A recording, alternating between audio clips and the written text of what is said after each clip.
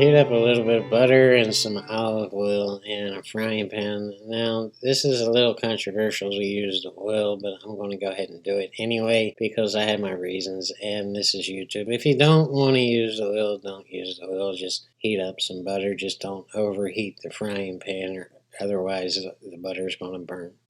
Someone once told me that I eat like a college kid, and while I'm sure she meant it as an insult, I really didn't take it as an insult. I was like, yeah, well, what's wrong with that? And I suppose I do, but it's from a life of spending all your time in pool rooms and poker rooms. And where you just get to a point where you need something quick and easy just to fill the void in your stomach and then get back on the table. And just because the recipe is simple and quick doesn't mean it has to taste bad either. So I'm kind of like a spoiled college kid. On the same token, the millionaire loves a grilled cheese, the homeless guy loves a grilled cheese, and the guy with all the poker chips loves the grilled cheese too. Everybody loves grilled cheese. So if we're going to do a grilled cheese, let's do it right. Slice up a tomato and chuck the slices in a hot frying pan.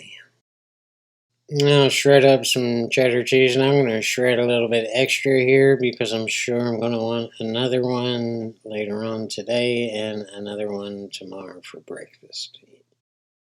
Now grab 2 pieces of white bread and butter just one side each, and then face the buttered side down on the plate.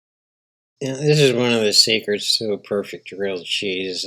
A lot of people just don't butter their bread at all because there's butter in the pan and they figure, the bread's going to soak it up. It's not the way it goes. If you want a perfectly even golden brown finish on the outside of your grilled cheese, the key is in buttering the bread and spread the butter evenly.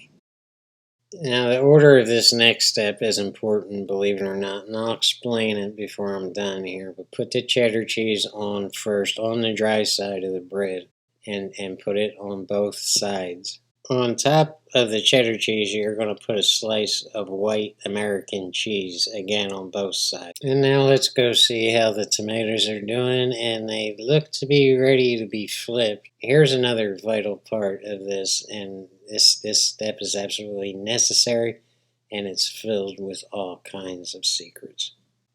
Once the tomatoes are turned, you're going to add some sea salt to them, ground up, fresh ground sea salt there. And I go heavy on the pepper. You don't have to, just do what you like to do there, but I go pretty heavy on the pepper. That's black, fresh ground pepper too. Yeah, garlic powder, just a hair. It's easy to go too much here. This is going to bring out a little bit of Italian flavor, but you want to go easy on that.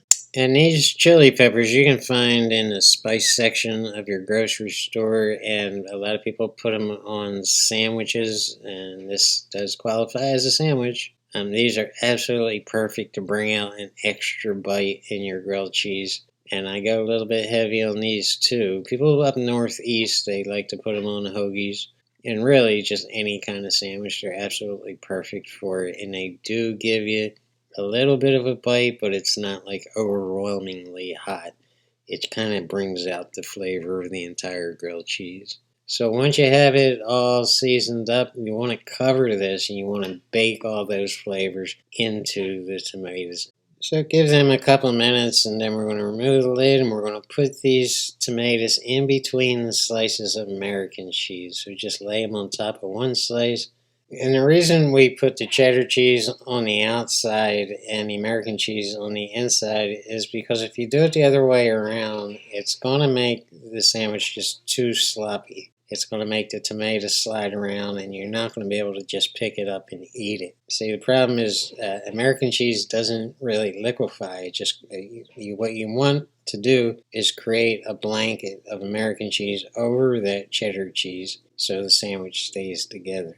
And what you're looking for is a balance. You want it sloppy on the inside, but you want it to stay together, and you want it crispy on the outside. So you want to be able to just pick it up and eat it like any other grilled cheese. And yes, the same pan that we use to bake the tomatoes. And the only reason I put a lid on this is to get the cheese to melt together is one thing. And you don't want to do this for too long because you're going to wind up with a soggy grilled cheese. So just let that sit for a minute, let the cheeses melt together, and then remove the lid. And once that's done, you want to remove the lid and check underneath to make sure it's time to turn or not turn. And you're looking for that golden brown texture, just like that right there. And you don't want to keep on flipping these over and over and over again. So you just want to flip them once or maybe twice at the most. But that's what you're looking for at the top and bottom, that perfectly even golden brown. Looks right to me, Scooby. Let's go ahead and plate it up.